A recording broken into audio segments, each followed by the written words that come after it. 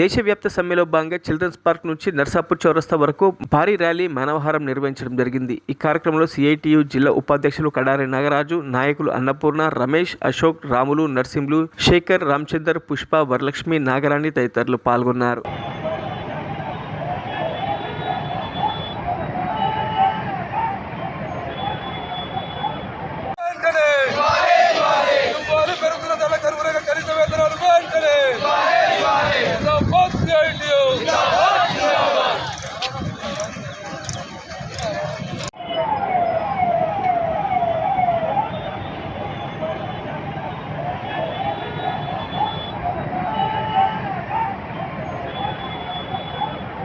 మరిన్ని అప్డేట్స్ కోసం మా ఛానల్ని సబ్స్క్రైబ్ చేయండి.